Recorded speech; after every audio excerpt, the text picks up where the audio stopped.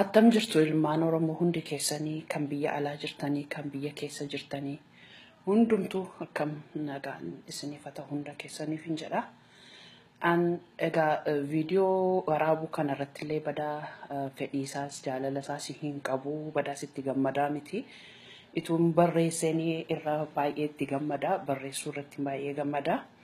Garuu takka takkas immoo yaada ofii dubbatanii ibsachuunis immoo yeroo barbaachisaatti ta'us jira. Kanumarraan ka'ee tananii mee yaaduma koo waa'ee dhimma Oromoo hegereenii Oromoo kun maali kan jedhu irratti yeroo baay'ee keessa koo waan na nyaatudha. Nama siyaasaas miti. Nama siyaasa keessas ture miti. Ammas nama siyaasa keessa jiru miti. Miseensa dhaabaas miti garuu ani Oromoodha. Akka Oromoo tokkotti Oromoorraan dhaladhee ani Booran Salgan keessaa Maccaa, ilmaan Maccaa keessaa immoo Leeqaadha. Leeqaa keessaa Ayyaruun jedhama. Qomoon Abbayee kooti. Egaa Ayyaruu keessaas immoo ani Ooboodha. Egaa Leeqaattiin dhaladhee guddadhee jechuudha. Egaa waa'een koo hammanumaa. Garuu dhimmi Oromoo yeroo baay'ee waan na ilaallatuu fi baay'ee keessa koo waan na tuquu fi waan keessa koo na nyaattuu fi ribas waan na dhawuu fi an kana viidiyoo kana waraabuuf dirqame. Egaa an akka dhuunfaatti waan narra ga'ee dhiibbaan akka dhuunfaatti jira hin jedhu garuu akka maatiitti akka biyyaatti dhuguma akka Oromummaatti miidhaa guddaan narra ga'eera jechuudha. Kanadha egaa nama magaalaatti guddatee nama baadiyyaa miti garuu nan beeka waan baadiyyaa nan beeka magaalaatti guddadhus waan qotee bulaa waan baadiyyaa waan adda addaa nan beeka jechuudha. Baay'ee fageenya hin qabu magaalaan keenya baadiyyaarraa jechuudha. Kanaaf egaa haala yeroo irrattis xiyyeeffadhee tananii hegereen keenya maali? Hegereen Oromoo kun hegereen Oromiyaa kun maali kan jedhutu baay'ee keessa koo na nyaataa. Maali hegereen Oromoo kun? Dhuguma Oromoon bilisummaa barbaada. Egaa hambilisummaaf adeeman ni jiru. Egaa hegeree Oromiyaa kan jedhu kana keessatti egaa waan ilaaluu barbaade maa inni uummata kana keessas haa ta'u hooggantoota siyaasaas haa ta'u adeemsuma amma waan adeemaa jiru biyya keessas ispeeshaalii biyya alaa keessa adeemaa jiru bifa sadii qabaatee deema. Inni tokko bilisummaa Oromoo walaba Oromiyaa walaba taatee jedhee mirga abbaa biyyummaa falmachuu irratti kan xiyyeeffatedha. Inni tokko immoo impaayera amma jirtu mootummaa wayyaanee kanaa jajjabeessanii keessa ishee sirreessanii bifa haaraadhaan ijaaranii akka sabaaf sablammiidhaaf taatutti jiraachisuu kan jedhudha. Inni sadaffaan immoo sirna kana kuffisnee Itoophiyaa haaraa jedhamtu ijaarreetu hundumtuu mirgi sabaaf sablammii kan Oromoos achi keessatti kabajamaa kan jedhu waan kana sadaniin argaa jira.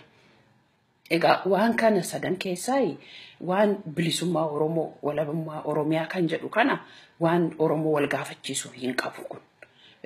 Maaliifi kan ka'ameefis duris qabsoo Oromoo kanatti kan seename bilisummaa Oromoo jedhamee waan ta'eef. Inni kaan garuu yeroodhaa asitti waan gadi ba'aa jirudha. Kanaafi kanarratti egaa yoo bifa wal fakkaataan gadi ba'anii mirgi keenya kabajamamu yoo wanni garaagarummaan akkasii ituu jiru adeemnee mirgi Oromoo keessatti kabajamaa isa jedhu ilaaluun barbaada. Egaa kana keessaa maalinni inni tokko mee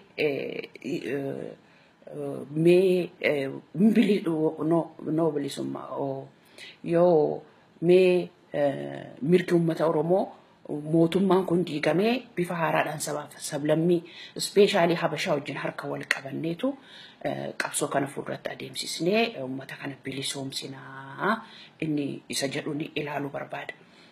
Kuni shaakalliin kun haaraa miti. kuni aangoo qooddannaan jedhaan gama ani wanta kana aangoo qooddannaa warri lamaan kana aangoo qooddannaa jalan kaa'a. Aangoo qooddannaan kun maayinni kanaan dura waggaa 150 har'aati jalqabeeti Oromooni kan sirna gabrummaa Habashaa jalatti kufee. Egaa hamma kana keessatti Oromoon qabsaa'aa tureera. Ofirratti dhuunfaadhaanis haa ta'u gareedhaanis shiftaas ta'ee haa ta'u ofirratti lolataa akka ture himamaa jira. Dhihaa bahaa kaabaa kibbaan seenaa hinuma dhageenya. Seenaa kana keessatti yoo tokko keessa tokko ilaalee meeqa hamma dandeettii kooti yoon ilaalee aangoo qooddannaan kuni yoo ilaalle duraanis Abbishee Garbaarraa jalqabee Abbishee Garbaa biyya koombushadha yeroo jedhetti olii qaawwandabee itti ergamee namni kuni aangoo sii qoornaa biyya kee bushatta kan jedhuni harka akka kennu godhamee erga harka kennamee booddee badii lubbuu isaayyuu ta'ee achisi gobanaa daacees taanaan aangoo qooddannaadhaaniti booda harka qullaa hafee edda bakka gaatanii booddee jechuudha. Isa dudduubaan kaasinaa jechuu dandeessu garuu namni isa dudduubaarraa barachuu qabaa jechuudha. Kanan kana kaasu aangoo qooddannaa kan qosee dinagdees bifuma kanaanidha. Isaanii aangoorra kaa'ee booda ofiisaatii jireenya gadhee jiraatee badii ta'ee jechuudha. Gara leeqaa kanallee yoo dhanne akka fakkiitti yoon fudhadhee Moradaa Bakaree kuni aangoo qooddannaadhaanidha kan Minilikii wajjin walii galtee godhee aangoo wal qoodanii jiraachaa turaniiru. Habta Maariyaam irra ga'eellee ilmaan keenya sitti heerumsiisne jennaan mucaa biyya kootiina kan dheera lakkeedhee didee mucaa biyya isaa fuudhee kara isaaniitti seenanii gaa ilaala. Kara humnaa, kara jaalalaa fi kara malaammaltummaa akkaataa isaaniitti namatti seenanidha. Seenanii Habta Maariyaam jechuun hambisee inni erga didee booddee ilmaansaa fuudhanii isa kaan Haayile Sillaaseen ilma isaatti heerumsiifatee isa kaan immoo akkoosaa akaakayyuusaa fuusifate bifa kanaaniti ofitti makanii eenyummaa isaanii wallaalchisanii har'a isaanii warra Haayile Sillaasee sana isaaniin nuun warra abaluuteedhu malee warra leeqaatii ofiin hin jedhan. Oromummaa isaanii balleessanii jechuudha. Bifa kanaaniti ofitti butaniitu barbadeessu. Ofitti butanii isa kai barbadeessu. Kanaafi aangoo qooddannaan kuni Oromoodhaaf bu'aanni buuse hamma yoonaatti hin jiru. Boris immoo aangoo qooddannaan amma itti adeemamu kuni bifa haaraan jedhamuu danda'a. Akka kanaan duraa hin gowwoomnu nusi hin abshaalomneetu itti seennaa jedhamuu danda'a. Hamma nuun abshaalomnu diinnis immoo achiinis immoo hin abshaalumatti qophaa'a. Akkuma kaleessaanis nus bifa haaraan akka jedhamu isaanis bifa haaraadhaan dhufu. Maaliif sadarkaa keenya beekaa adeemu isaanis jechuudha. Itoophiyaa kana jiraachisuudhaaf kun aangoo qooddannaadha. Aangoo qooddannaan uummata Oromootiif furmaata ta'amoo hin ta'u. Kana uummanni Oromoo akka itti xiyyeeffatee ilaaluu barbaade tanani. Boriif hegereen keenya aangoo qooddannaa kana maal fakkaata isa jedhu kana akka hubatu barbaade tanani. Kanan kana kaasee jechuudha. Edda akkas ta'e edda humna isaan wajjin adeemnee wayyaanii kuffisuu dandeenya. Wayyaanii kuffisnee booda hegereesaa uummanni Oromoo murteeffataa jedha. Uummanni Oromoo har'uma murteeffateera. Eger murteeffata miti. Maal murteeffate? Dhiiga kootiin daangaa Oromoo nan sararaa jedhe. Oromiyaan kan Oromooti jedhe. Abbaan biyyaa Oromoodhaa jedhe. Bilisummaa barbaannaa jedhe. Oromiyaa walaba taanii barbaannaa jedhe. Kanaaf falmannaa jedhee du'aa jiran. Malee Itoophiyaa kana jiraachisuudhaaf isa jedhu miti. Isa kaan booddeetti mari'annaa. Edda biyya keenya harka keenya gashannee booddee eenyu wajjinuu mari'annaa. Jiraachaa jirraa. Boris hin jiraanna warra kaaniin. Sabaaf sablammiin mirgi isaanii nu caalaatti eegamee fi biyya keessa jiraachaa jiru. Har'a kanas walumaan jiraachaa jirra. Nama hin tuqne, mirga namaa hin tuqne, biyya keenyaa ba'aas hin jenne. Ituma isaan nu bira jiranii falmachaa jirra. Ayicha jira uummanni Oromoo falmataa jira. Hegereesaa har'a murteeffateera uummanni Oromoo. Garuu lakki anatu sii murteessa. Nuu kan murteessu. Hegeree kees kan beeku si'i. Amma wal duukaa dhiibnee kuffisneetu edda kuffisnee booddee haa murteessu. Murteessaan uummatatu murteessaa jedhamaa jira. Egaa uummanni amma murteeffate isa amma murteeffate immoo lakki kun sirrii miti har'a miti kan murteeffachuun sirra jiru. Dhiibaa jira kuffisuudha. Dhiibaa jira. Garuu dhiibee eenyurratti kuffisa ofirratti kuffisa moo wayyaanee akka kanaan dura ofirratti kuffisa moo ofirraa kuffisa. Kanatu gaaffii guddaa natti ta'aa jira. Gaaffii guddaa baay'een of gaafadha yeroo baay'ee. Kanaafi hegeree isaa amma murteeffateera garuu maaliif dubbii kana yoo kaasne hin kaasina. Dubbiin kun har'a kan ka'uu malu miti. Kuni sabaaf sablammiidhaan keessuma habashootaanii wal nu dhabsiisaa amma hin kaasinaa yeroo qabsooti. Yeroo xiyyeeffannaa wayyaanee qofarratti xiyyeeffannee dhiibnee kuffisnuudha jedhame. Egaa har'a himachuun maaf cubbuu ta'e? Maaf yeroo hundumaa reactive taana? Proactive maan taanu? Ani har'uman himadha. Uummannis har'a himate anis immoo har'ani hiree koo himadha jechuudha. Hireen koo har'umadha. Har'uman hiree koo murteeffadha malee an erga wayyaanee waliin kuffisnee booddee hiree keenya murteeffanna isa jedhu hin fudhu. Maaliif yoo jettanii biddeen nama qubsu eelee irratti beekuu jedhan.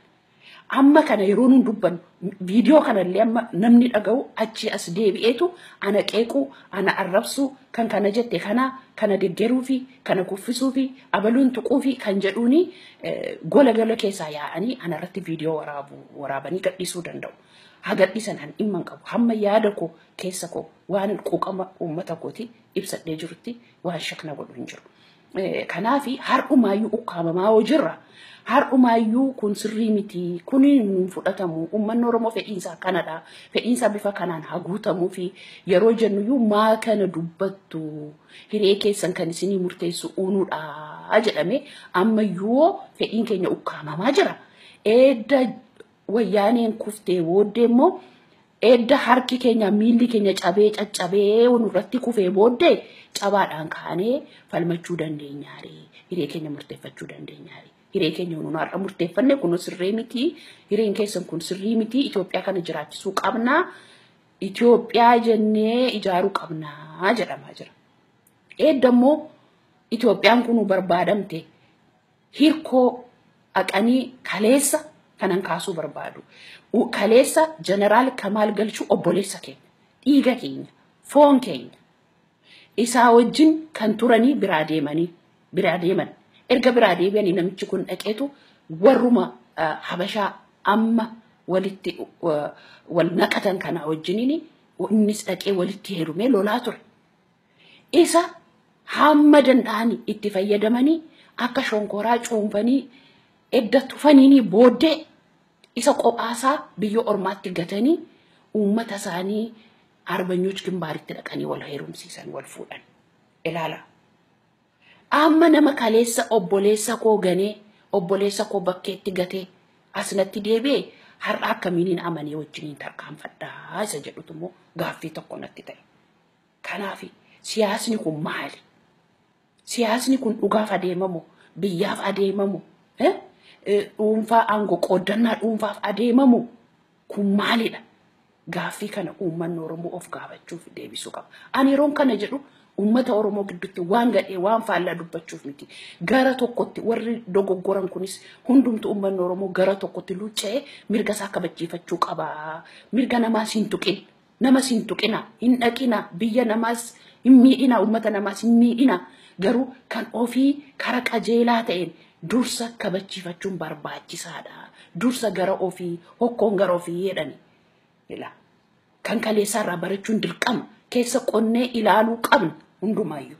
Kanaaf walii galtee nama keenya wajjin gochuu walii keenya waliin dhagayini addunyaan nu dhaga'uu dideen. Nuno gurra waliin laanne akkamiin gurra addunyaan gurra nuu kenna. Gurra akkuma kan ofiitti jarana. Kanaaf gurra walii kennuu qabna. Kan lammaffaa immoo tolee egaa barbaachisaa ta'e Itoophiyaa kana jiraachisuun erga barbaadame maaliif ijaaramanii jarri kaan dhufanii nu jara hagalan nuun biyyatti bilisoomsina jedhanii gadi ba'anii bilisoomsanii isinis hiree keessan kun fudhaan nurraa deemaa jechuun hin danda'amu. Saba ofii wajjin ijaaramuun hin danda'amu. Oromoon Itoophiyaa sana bilisoomsuuf hin xiqqaatuuti. Maaliif kun ta'a? Maaliif kun ta'a? Kan baay'ee immoo na dhibaa jiru ijoollee dhumti keenya warri bilisummaadhaaf qabsaa turan warri bilisummaadhaaf jedhanii kaleessa dubbachaa turani dabballoota turan as deebi'anii kan keenya deebisaniitu habashaaf gashaa jiru. Han keenya deebisaniitu Amaara jajaa jiru. Kana dubbachuun qabdan afaan nu qaban nu ukkaamsaa jiru. Maaliif afaan nu qabanii nu ukkaamsu? Maa ukkaamamna? Maa ukkaamamna? Kana dubbachuun qabdanii tuqaan jiru. Mirga keenya kabachiifannaa. Kuni mirga keenya kan kaleessa baaniif kan abbootiin keenya itti wareegaman, kan obbolaan keenya itti wareegaman, hawwaggaa meeqa jireenyatti dhaban, hanatti biyyaa baqatan inni haa kabajamu dursaa. Ayaam Oromiyaa faristii jenne. Anamma ayaam Oromiyaa farist. Isa booddee isa kaaniin itti yaadaa. Oromoo kanatti yaaduu qabna hundi keenya iyyuu. Kanarraa nuun kaachisina. Anatu sinii beekaan bara dargii kufe dargii hojjete. Anatu sinii beekaani hamma yeroo dargitti isa booddee anatu sinii beekaadhaani uummanni Oromoo tasa hin tolchu. Anatu ofii beekna barreerraa dammaqneerraa jechaa jira uummanni Oromoo. Kanan himachuu barbaada irra deddeebi'e. We are Oromiyaa first ilmaan Oromoo. Kanadha. Kana yeroo hin jedhu jibba gara biraa qabnaa miti. Warra kaan irratti warra kaan irratti duulla hin barbaannu jechuu miti. Nu haa deeggaran isaan. Deeggarsi jedhamu har'a deeggaraan jiran. Adiin lama walii lamaa jedhan. Adiin lama walii lama kan jedhani aannaniif bishaan. Aannan Oromoo yoo ta'e bishaan Amaara. Isinittan hima. Adii lama maaliif lolli keenya gargari? Hamma kana gargari.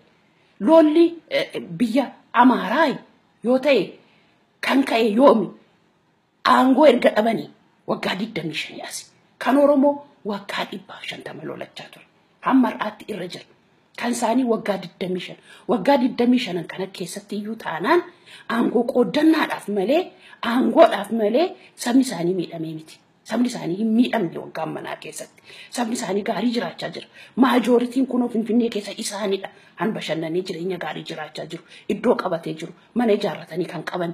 Hundumaa kan mijaa'ee fi jiru. Hin tuqamne. Biyya isaanis misoomsaa jiru. Akka keenya biyya hin baqanne. Akka keenya biyya hin baqanne. Hundee isaanii biyya keessatti dhaabbatanii jiru. Riijinii Amaaraa fudhanne nuun amma OPDOtti duulla. Warran keenyatti duulla. Dhaaba haaraa uumamutti duulla. Isaan haga kana walitti hin duulan. Harka wal qabatanitti isaan hojjechaa turan. Harka wal irra qabaa jiru. Namni isaanii garmalee ajjeefamaa hin jiru. Ilaala. Warrumti mootummaa kana jala jiranii gartuun akka OPDO keenyaan isaanii bi'aadeen jedhamullee saba isaanii irra harka qabaa jira. Garaagarummaan isaan gidduu jiru hin mul'atu. Dhiiga wal hin dibne. Hankeenya dhiiga wal dibeera. OPDO fi inni kaan dhiiga wal dibeera. Isaan dhiiga wal hin dibne. Dhiiga wal irraa hin qaban. Harki isaanii qulqulluudha walirraa. Karaa ajjechaa taanaan. Dhimma walqaayiitiitu kunoo waggaa tokkollee hin guutu. Dhimma walqaayiitii irratti. Walqaayiitiin deeffachuuf Antigree miti kan Amaaraatii jedhanii itti duulaa jiru. Irratti du'aa jiru. Isaan walqaayiitiin deeffatanii jennaan nagaadhaan jiraatu biyya isaanii. Du'anis yoo ta'e kunoo dhiiga keenyaan biyya keenya deeffanne. Walqaayiitiin deeffanne jedhu malee isaan har'a dhiiga wal dibne irra hin jedhan. Ammas erga walqaayiitiin deeffatanii booddee isaan dhimma aangoo isaanii. Itoophiyaa jiraachisanii aangoo qooddannaa isaanii. Isatti achi deebi'u malee isaan dhimma walitti deebi'aniif hin qaban. Har'a yoo harka walirra qabaa jiru jarri kun. Ilaala. Garaagarummaa guddaa qabu. Hankeenya garuu biyya. Dubbii biyyaati. Waggaa 150tti wareegamne. Har'a immoo ijoollee meeqa dhume. Ijoollee meeqatti dhumaa jira. Mana barumsaa keessa ijoollee meeqa dhabne. Kan mannaa lakkaa'u. Inni halkan dhufanii guuran. Manni halakkaa'u. Namni biyya alaa jiru kun hin beeku. Warri biyya keessa turre waan baay'ee beekna. Waan baay'ee argineerra.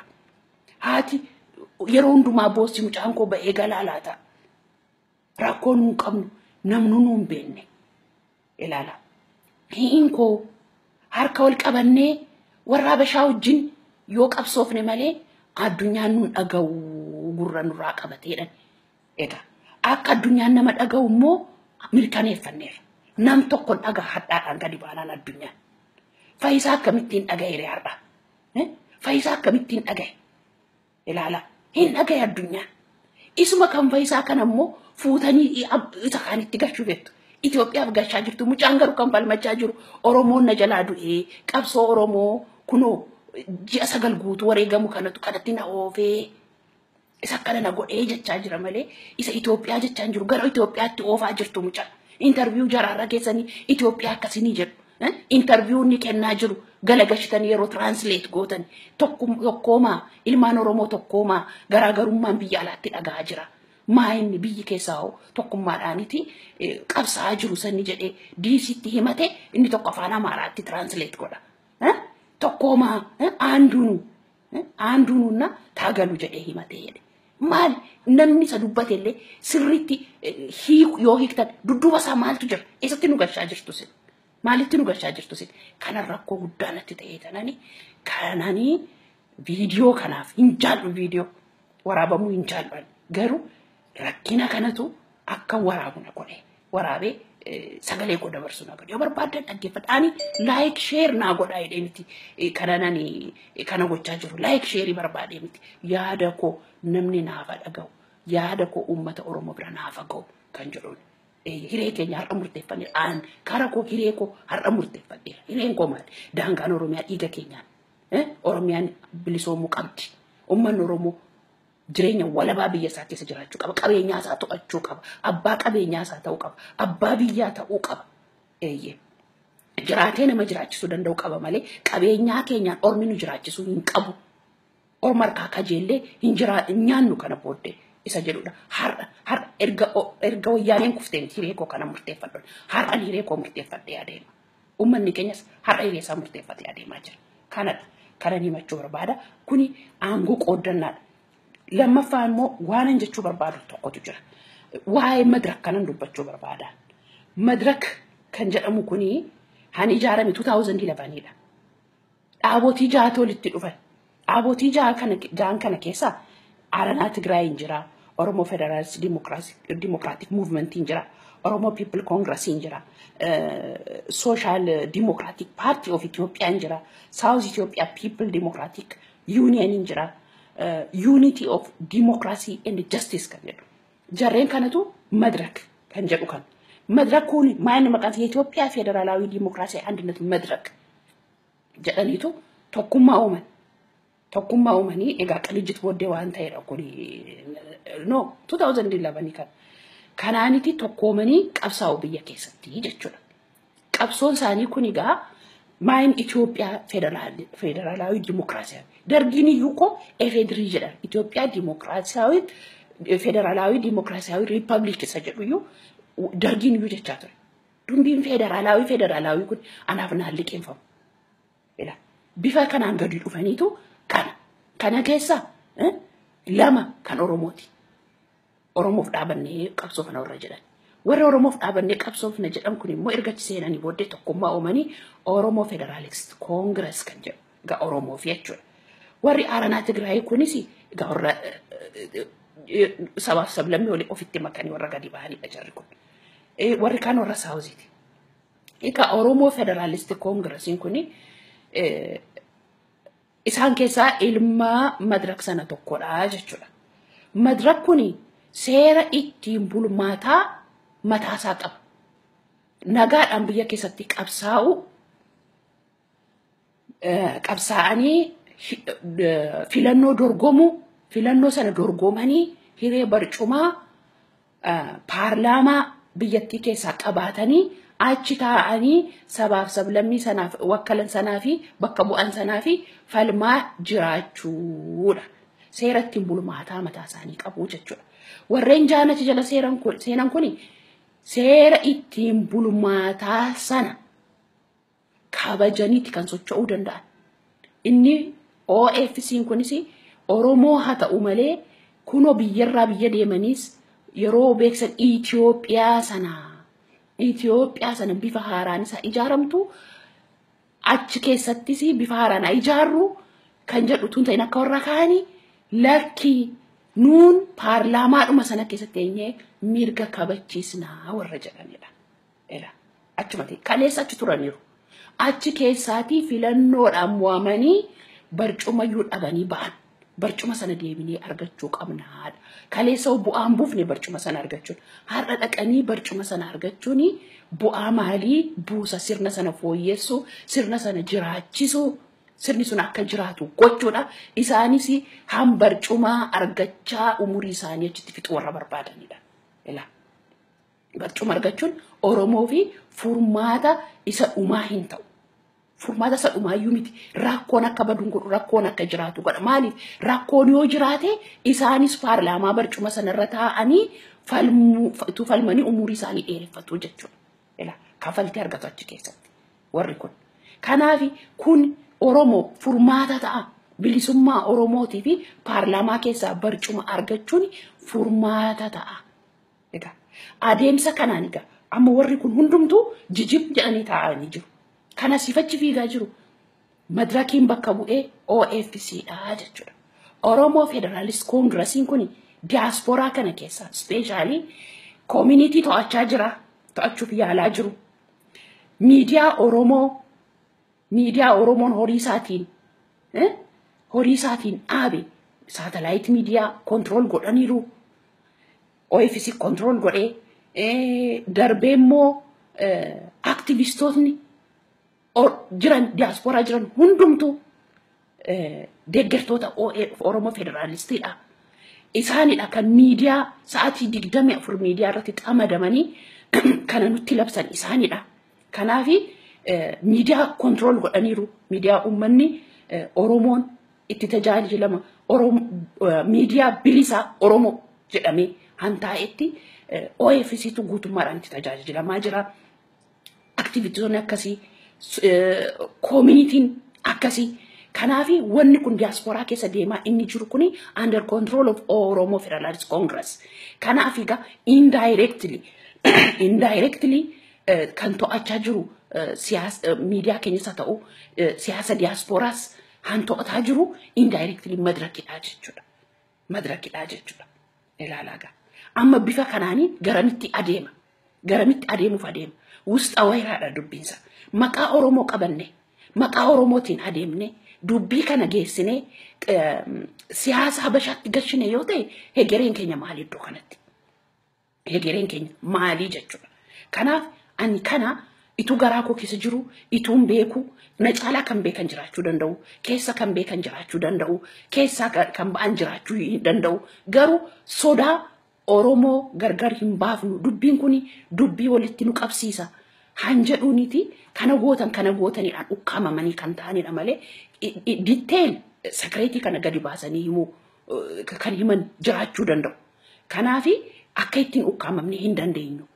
An kanan jechuu barbaadu kun rakkoo jira edda Oromoo taatanii Oromummaadhaaf Oromiyaa bilisoomte arguu barbaadanii Oromoo rakkoo kana jala akka ba'u barbaadanii hammi kana keessa jirtan hundumtu kana keessaa ba'aati ummata keessanitti makamaati hojii sirrii hojjedha walirratti sin bobba'ina walis hin tuqina walis hin arrabsina kootu caalaa sin jedhina han caalu kan ummataati han eenyuyyuu hin caalu han eenyuyyuu han caalu kan ummata bal'aa Oromoo qofaatu caala. Kanaaf hiree Oromoon filate sana teellaa hadeemnu onne isaanii dhaggeeffata hadeemnu fedhii isaanii haraawwannu malee anatu sii beekaa. Fedhiin kee kana yoo ta'e karaa kanaa fedhii kee argachuu dandeessaati asirra deemnaa jettanii karaa barbaadanirra uummata Oromoo adeemsisuudhaaf yaalii hin godhina of sirreessaati Oromootti as deebi'a walirrattis hin bobba'ina walis hin jibbina. Garuu balleessaa keessan kaleessaarraa deebi'aati walitti deebi'a. Hojjedha as deebi'a halagaa gargaaraa malee halagaarraa gargaarsa hin barbaadina. Kanan jechuu barbaada. Yeroo amma gadi baane Habashaa wajjin dhaabanne wanni jennu kaleessoo waggaa 150 hannu gabroomsanii isaaniidha jenne addunyaa durattu himachaa baane har'a bifa maaliitiin walitti deebinee araaramnee wal fuunaa jedhamee akka himamus naagalaa hin jiru. Naagalaa hin jiru. Kaleessoo balaa waliiffataa turre sirna gittaa Habashaatu nafxanyaatu kanan godhee kunoo waggaa 100 amma kana nurra ture waggaa 125 waggaa 25 immoo kunoo bifa isaa geeddarate ebeluunidha kunoo wayyaanee dhiitamaa jirra jechaa jira. Bifa maaliitiin jaraa hojii walii galee jala kanarratti duulla. Isa kaleessaa kamiin araarame araarsanitti uummata gadi baastanii uummanni araarameera uummanni wal beekeera wal hin beekne uummanni biyya keessaa kana hin beeku. Han beeku isin warra ala jirtanidha. Kanaaf kanarratti guddaa itti yaada saba keessanitti as galagala fedhii saba keessanii raawwachuudhaaf carraaqa. Rakkoon kuni hin hiikamu boru. akka ittiin adeemee haguugamee deemnaan uummanni dammaqeera. Uummanni kan hin beeku seetanitti tokko lama dhankaleessa keessaa dhufe. Biyya alaatti hin dammaqee miti. Uummata biyya keessaatu achumatu jiruuti. Ani hundumaa waan hundumaa beeka uummanni. Beekaa gadi qabatee ta'a. Akka inni beeku immoo kan beeknu qabsoosaa har'a inni qabsaa jiru ituu nama hin tuqin. Na gargaaraatu hin jedhin. Gargaarsa ollaasaatu hin gaafatin. Isa kaleessa buna wajjiniin dhugu har'a waan biraan dhaabanne yeroo ajjeefamummaa cixallaan jetteetu hin jedhin. Yeroo inni gadi bahee wayyaan isaan saaxilu maanaa saaxilta maanaa ajjeesiste ituu hin jedhin. Falmachaa jira. Kun beekumsa isaa bishina isaa guddaadha. Kan agarsiisu kanaaf uummata bishaataa kana wajjiniin tarkaanfachuuf yaalii godhaadha. Kanan jechaa jiru. Duukaa tarkaanfadhaa hin fuutanii halagaatti hin gashinaa never ever. Hin gashinaa halagaatti. Qabsoo Oromoo injifannoo Oromoon dhiiga isaatiin argatu. Wareegama kafalee argatu Habashaatti gashuudhaaf hin fiigina. Isin harkaa fudhatanii fiigu kun beekamaadha. Isinis ituma beektanii adeemtu. Oromoon yoom of dadhabdan. Nama sin deeggarumu, nama sin jala deemumu, nuun kan isin deeggaruu dinnu yeroo sin asiifachi mimmiiliqxanii ejjennoo dhabdan qofan. Itu ejjennoo tokko qabaaltanii Oromoof hin dhaabadhee du'atu jettanii. Isin duukaa duuna hundi keenya iyyuu. Anumti isheen umuriin koo deemeyyuu qawween isin duukaa baadhaa duduban deebi'uun. Uummanni kan gaafachaa jiru qawwee isin kan odeessaa jirtan gara biraa. Hoogganaa taatanii xiinxaltoota taatanii waanuma isaayyuu wallaallee jirra amma. Miidiyaatti xamadamanii waan isaan hizbiin miidiyaarra xamadamee waan odeessu hin beeknu. Xamadamanii waan yeroon nama hin gaafanne dubbachaa jiru. Waan yeroon hin gaafanne dubbachaa jiru. Maal jechuudha kun? Natti iyyuu hin mi'aawu takka callee dhaggeeffadhe uummannoo kana beekaa eenyutti himaa jiru hin jedha. Uummannoo piraaktikaalii irratti raawwachaa jira eenyutti himaa jiru. Biyya keessa namni barate akka hin jirretti lakkaa'ama. Biyya keessa warri siyaasa beekan warri akaadamikalii baratanii digirii gurguddaa qaban jiru. Isa biyya alaa caalaa jira uummanni Oromoo biyya keessa. Akka hin jirre tokkotti maaf lakkooftu? Akka wallaalaa tokkotti uummata biyya keessaa maaf lakkooftu? Yoo isin gaayid gootan, yoo isin liid gootan malee socho'uu akka hin dandeenyetti yeroo hundumaa aakti gootu. No. Wal gargaaruu harka wal qabachuun barbaachisa. Inni alaa sabni keessaas garuu wal tuffiidhaan hin ta'u. Wal tuffiidhaanii halagaatti wal gashuudhaan saba ofii tuffatanii halagaa kabajanii waan dhufu homtuu hin jiru. Saba ofii gadaansanii halagaa olaansanii waan dhufu waan tokko hin jiru. Yoo dubbanne gadaantummaan isinitti dhaga'amaa maaf akka jettu jedhama. Nutti miti kan gadaantuun namaan dhaga'ame. Gadaantummaan warra hooggananii halagaatti galaa jiranii halagaaf falmanii biyyattii jiraachisuudhaaf falman bira gadaantummaan jira. Maaliif ofitti amanamummaan hin jiru. Ofitti amananii qabsaa'aa jiru miti. Uummanni kana himatu ofitti amannaan himata. Inni nu wacnu bor halagaa harka nu gashuuf adeemtu inni nu jennu gadaantummaan nutti dhaga'amee miti. Of tuffannee miti. Saba Oromoo tuffannee miti. Sila ofitti boonnuuf nuun of dandeenyaa nu dhiisaadha. Kun egaa gadaantummaa taanaan Oromoo gadaansanii ilaaluu taanaan I don't know. Galagashiidha dubbiin. Dubbiin galagashiidha. Kanaaf kanarraa of sirreessaa. Uummata keessanitti as deebi'a. Saba keessanitti as deebi'a. Namas nutti hin jajina. Namas mataatti baadhaa nuun hin jedhina. Nuun dhimma Oromoo mataatti baanna. Saba Oromootu qabsoo Oromoo mataatti baanna. Eenyuun isin balaaleffitanaa kaatanii. Nama dhuunfaa maqaa dhooftaniis immoo hogganoota kaleessaas hin arrabsina. Maqaa dhooftanii hin arrabsina. Wal kabajuun dirqama. Hangafoota kabajuun. Warra adeemsa qabsoo keessa wareegama baay'ee kafalee kabajuu qabna. Waan gaarii hojjetanii darbanii hin kabajnan. Balleessaas yoo qabaatan ituu hojjetaniiti namni hojjetu ni balleessa. Kan hin hojjennitu balleessaan hojjetu. Kanaaf yoo balleessanis wareegama kafalaniiti. Kanaaf gadi baasanii hin arrabsina.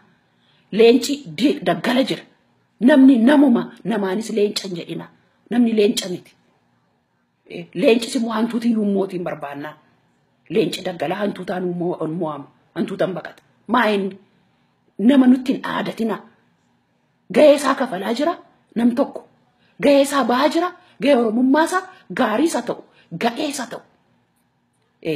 Uummanni immoo hundumaa isaa gaariis gadhees hojjetuuf hin beeka. Kanaaf jajina hojjedhaa hamma teessanii nama jajjanii gadi baasan hojjetee hojjedhaa. Sinis hin dandeessu. Isa hojjechuu hin dadhabne. Dirqamni isinirra jira. Dirqamni Oromummaas isinirra jira. Ka'aa dirqama keessan ba'a. Hojjedha. Teessanii abaluu leenca abaluu sareedha hin jedhina. Kuni dadhabaatu kana jedha. Of hin dandeenye ofitti namannee kana jedha. Kana keessaa ba'a. Kanuma jechuun barbaada. Na of kalcha warri na arrabsuu barbaadanis gadi baatanii of waraabdanii na arrabsuu dandeessu of kala. Kun immoo yaada kooti. Yaada koo ibsachuun immoo mirga kooti. Anis akka Oromoo tokkotti mirga koo dhimma Oromummaa irratti ibsachuudhaaf qaba. Kanaaf mirga kooti. Anis akka Oromoo tokkotti mirga kootti fayyadameera. Kana dubartoonni keenya immoo akka mee dubartoota warra kaanii isinis gadi ba'aa dubbadhaa. Hin sodaatina. Waan tokko hin sodaatina. Hin sodaatina. Dhimma Oromoo irratti mudhii keessanidhaati gadi ba'aa. Hojiinis taanaan yaadaanis taanaan hundumaan isinis qixxee dhiiraati. Dhiiraa gadi kan isin godhe waa tokkoyyuu hin jiru. Dandeettis caalaayyuu qabdu. Dandeetti jajjaboo qabdu. Jirtu ijoolleen keenya. Dubartoonni Oromoo jirtu baay'inaan. Isinis gadi ba'aati mirga keessaniif falmadha. Hin dandeessu. Dandeetti qabdu. Gadoof hin qabina. Dubbadha. Dubbadha. Ani mataan koo ituun sodaadhuun anani of waraabutti gadi ba'e. Ituun sodaadhu tuun of jibbu. Ituun arrabsoo sodaadhu. Garuu natti hin qabatu dhimma Oromootiif dubbadhee waan maaliif qawweerra saasni dhufee nan dhayin. Harka koo ol qabee tanan kenna. Kana atleetonni keenyas immoo waan baataniif beeka. Takka asiin maxxanii achi maqina. Waan baataniif sana bakka hangaa eenyuun iyyuu sodaattanii. Eenyuun iyyuu sodaattanii Oromummaa keessan. Oromummaa isa baataniif sana dudduubatti hin qabina. Dhimma Oromootiif hin bahe. Dhimmumti Oromoo raawwachuu qaba jedhaati himadha. Hin gayina. Afaan hin beekneenis rakkattanii hin dubbatina. Hiiktuu obbira kaa. Hiiktuu sirri warra sirriitti isinii hiiku. Obbira kaati hiiksifadha. Maaliifi waan dubbattan sirriitti hiikamee darbuu qaba. Hin sodaatina. Oromummaa keessanii baatanii Oromummaa koo ganna baase jedha. Kun cubbuu hin qabu. Kana jechuun sabaaf sablammii jibbuu miti. Kana jechuun uummata gara biraa jibbuu miti. Namni ofii dhukkubsate nan dhukkubsate lafa dhukkuba isaa yoo himate qorichatti argatee fayyuudha malee nama gara biraa miidhuuf miti. Kanaaf himadha. Himadha waan baataniif dhoksaa tokko malee himadha. Abaluun hin jibban jedhina. Garuu himadha kanaaf hin bahe. Saba koo kana ta'e hamma sabi koo bilisoomutti dudduuba hin deebi'u jedha himadha. Kana jechuun koo sabaaf sablammii wajjin jiraachuu nama hin dha'u. Hamma firoomaa na caalaa kan warra Amaaraa wajjin firoomu hin jiru. Garuu mirga uummata Oromoo kabajamuusaa hancaalu hin jiru. Na wajjin hin jiraatu biyya koo keessa. Oromiyaan yoo bilisoomte warra hin jaalladhus warra hin firoomeessina keessa mirgi isaanii eegame na wajjin hinuma jiraatu. Kana nan amana. Garuu isaaf jedhee mirga Oromoo bilisummaa Oromoo hin awwaalu. Akka awwaalamus hin hayyamu. Dura of fayyiseen warra kaanis fayyisa. Oromiyaaf falmeen biyya Amaaraafis bor falma. Kanadha. Ani Oromoof bilisummaa Oromoof hin falme jechuun biyya Amaaraa hin jibbe jechuu miti. Warra kaan hin jibbe uummata kaan hin jibbe jechuu miti. Mirga koon kabachiifadha.